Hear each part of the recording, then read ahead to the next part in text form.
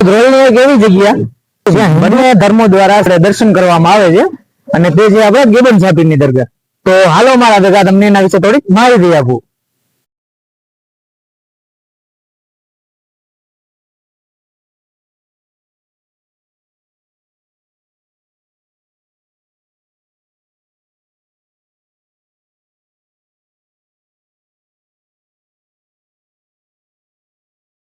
કહેવાય છે આ દરગાહ રહી ને આપણે 700 વર્ષથી વધારે જૂની દરગાહ છે. તો આપણે અહીંયા ગેબન સાપીરની દરગાહ છે અને જો અહીંયા બહુ દર ગુરુવારે રહ્યું ને અહીંયા ભવ્ય બધા આમ બહુ વધારે ટ્રાફિક હોય.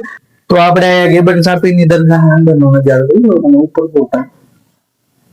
અહીં સમયમાં આ બધું બનાવેલું છે અને આપણે અહીંયા પીરની દરગાહ ઉપર અહીંયા ફૂલ ચડાવવામાં આવે છે, પછી જો નારિયેલ વધેરવામાં આવે છે અને અહીંયા આપણે જે હોય છે જે નારિયેલ વધેરીએ છે એના દ્વારા અહીંયા નારિયેલ વધેરી પ્રસાદી આપવામાં આવે છે.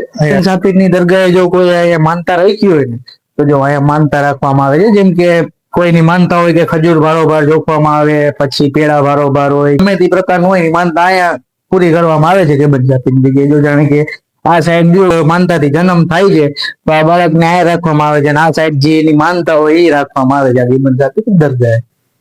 તો આપણે જે ગેબન સાપીની દરગાહ રહી ને અહીંયા આપણે જે મેં તમને બતાવ્યું ને કે અહીંયા માનતા ચડાવવામાં આવ્યું, અહીંયા ગોળની પ્રસાદી છે એ માનતામાં આવી હોય ને પછી અહીંયા આપણે પ્રસાદી રૂપે બધાને આપવામાં આવે છે.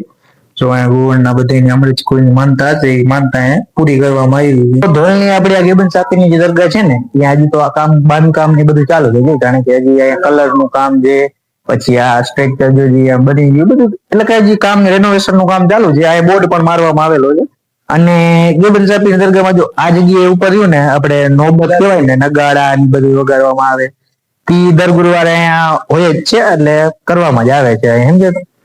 તો ગેબન સાપીની દરગાહ રહ્યું ને આપણે અહીંયા પથ્થર છે એટલે અહીંયા કહેવામાં એવું જ આવે છે કે આવી રીતના લગાડી આવી રીતના લગાવવામાં આવે ને એટલે જ્યાં જ્યાં દુખાવો, એવી માન્યતા છે કે જ્યાં જ્યાં દુખાવો કે કઈ પણ પ્રકારનું થતું હોય તો એ આમ મટી જાય છે. ગેબન સાપીની દરગાહ જો આવો પથ્થર. ગેબન સાપીની દરગાહ રહ્યું ને જો આપણે ચકા અને ચકી સમાધિ છે અને આનું એક અલગ જ ઇતિહાસ છે જે આપણને ખ્યાલ તો નથી, તો તમને કોઈને ખ્યાલ હોય તો કોમેન્ટમાં જણાવજો.